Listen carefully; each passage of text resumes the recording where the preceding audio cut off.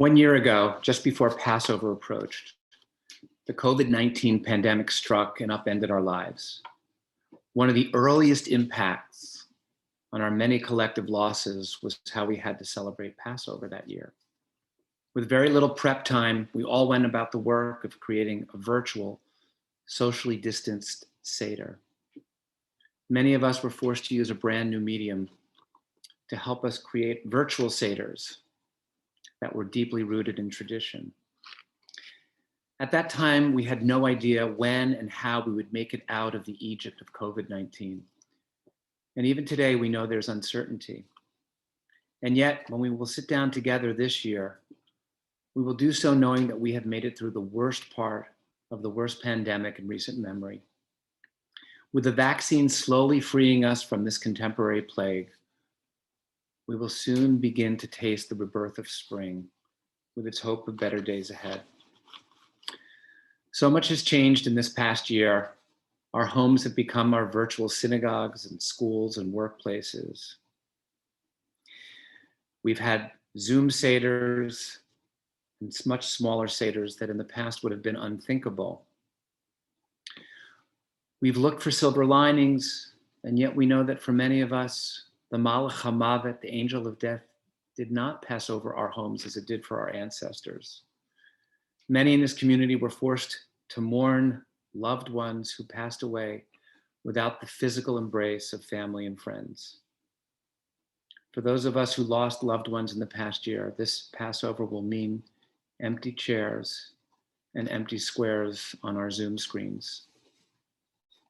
And yet I think for most of us, when Pesach does come, and we say the Shechianu prayer, thanking God for bringing us to this time, we will mean those words from the depths of our souls. As a larger community, we've begun the task of thinking about reinventing so much of Jewish life. And we know that even when we get a chance to reconnect in person, life at Beth Shalom is not going to return fully to the way it was. When we think about it, we come to realize that some of the ways that we did Judaism in the past needed to be updated.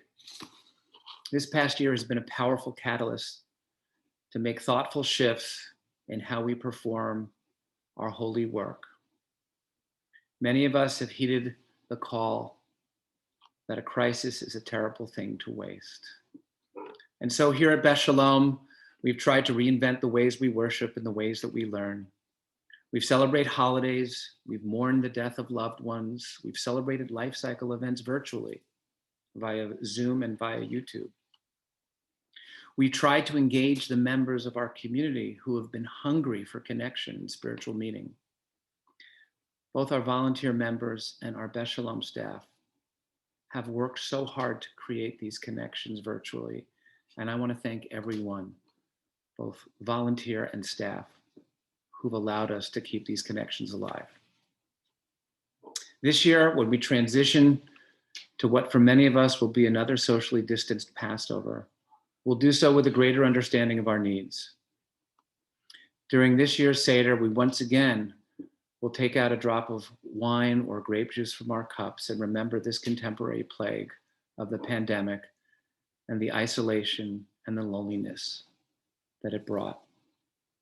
And yet still, the eternal message of Passover will call out to us, reminding us that the story of our people is never finished and that we are called upon to write new chapters, to remain God's partners in helping to shape the world as it ought to be. Because Passover is ultimately the story of the resilience of the Jewish people throughout the valleys of our history. And as we tell the story again this year, we will be reminded that we will never lose our hope. On this Pesach, may that hope for a better future still burn strongly for each and every one of us. May we connect, reflect, and come to celebrate so that we will help to ease the burden of this past year. May we be blessed to leave the wilderness of this pandemic behind as we work to create a world more deeply rooted in peace, love, kindness, connection, and compassion. a world, and a community closer to redemptions. I want to wish each and every one of you a Chag Kasher V'Sameach, a sweet and healthy Passover to each and every one of you.